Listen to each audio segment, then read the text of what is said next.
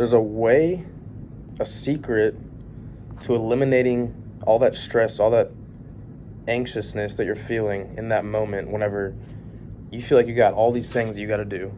You got all this stuff going on in your life, and it's feeling like it's all just piling up, and it's causing all this cloudiness, all this chaos in your life.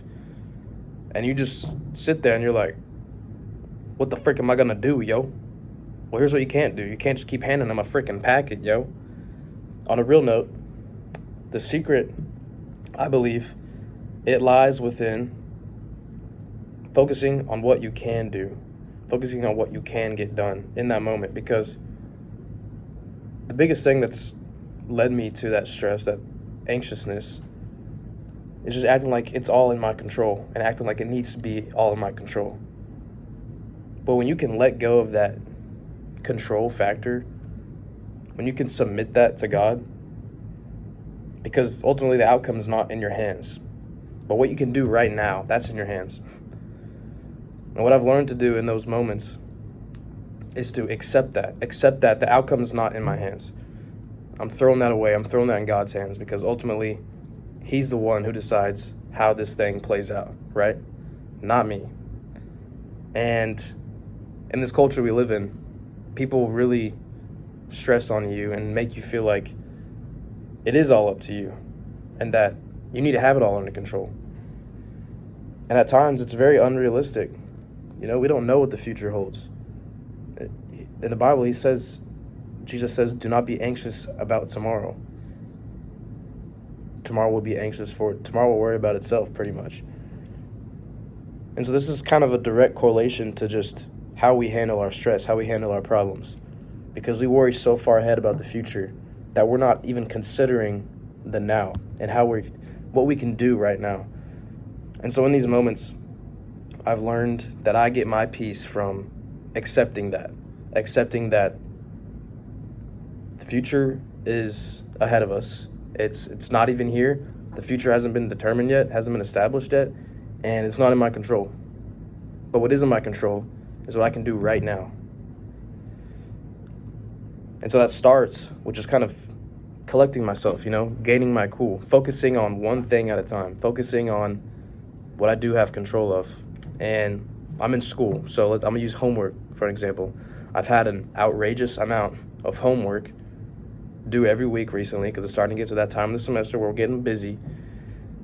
And I'm sitting there in class and I'm hearing my teacher talk about this paper we got, and I'm like, all right, well, I got this freaking paper to do now also. And I'm just stressing myself out. And this is due in 2 months. It's not even due anytime soon.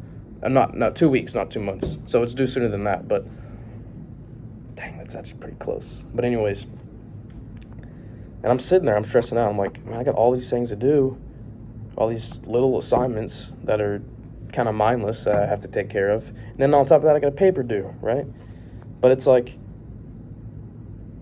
I know what I can do right now. That's to focus on one thing at a time. So I tell myself that I'm going to go to a spot. For me, it's like a nice study spot, a nice cozy spot where I can just sit and zone in on whatever I have control of, whatever I can do right now, and just focus on one thing at a time. You can look at it, if you're OCD, you can look at it as like a checkbox, a checklist, and act as if you're just checking things off the list. And when you see those things just kind of go away, that stress also goes away. But also, the more you worry about all the things you have to get done, the more you worry about the future and stress about the future, the harder it's going to be for you to actually focus on doing things. The harder it's going to be for you to actually be present. And I think if we can be present, it really changes the whole trajectory of how we get things done and how effectively we get things done. And I think in order to truly be present, we have to recognize that A, it's in God's control, and B, that God is with me right now. Right? God is with me right now. His Spirit is with me right now. And when I can listen to Him, when I can access Him, He gives me the strength to do what I need to do. He gives me the strength to seek Him and to glorify Him. And that involves, getting the things done we need to do and not worrying about it, not worrying about the outcome. And this just goes for everything in life, is what I've realized. Like, I started up a club, a fraternity leadership club here on campus, and it's a brand new thing that I started up. It's kind of like, it's like my child, it's my baby. You know, I want it to be perfect. And it's almost like when I don't have a certain attendance, you know, meet my expectations, or I don't have a meeting that goes well, or I feel like we're not getting anything done, I stress out and I'm like, well, this thing failed. This thing that I dreamt of, that I was working on for so long, is just crumbling because I don't see it playing out the way I envisioned it playing out. But what I've begun to realize is just like, I can't make everybody do what I want them to do. I can't make everybody do what I have envisioned for this thing. What I can do is take control of how I feel, take control of what I can do. And naturally, people will want to be a part of it. People will want to come together. People will want to be a part of it and help build it. And just surrendering that outcome to God, you know? It's like, right now, it's just the beginning. Why am I so worried about having this crazy attendance or having this crazy attraction for the club? It just started up. Why am I stressing myself out over this? But I tend to do this, and that's just the biggest thing that's helped me, is just learning to be present, learning to access God, to recognize that it's not in my control, it's in His control, and being present with God in the now, and just focusing on one thing at a time. Because when I can do that, He gives me the strength to just complete these things that are, usually it's mindless stuff, right? Just little things that pile up. But you start to not look at it as such a big thing, and you start to look at it as these small things.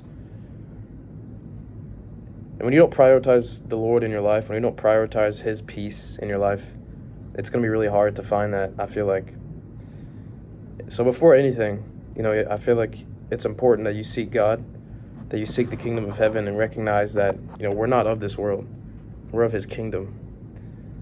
And when you can understand that we're of the Spirit, not of this world, the things that we worry about seem a lot less important. They seem a lot less stressful because of the glory that is to come, right? And it's just a thought I've had recently, and that I wish I could think about more.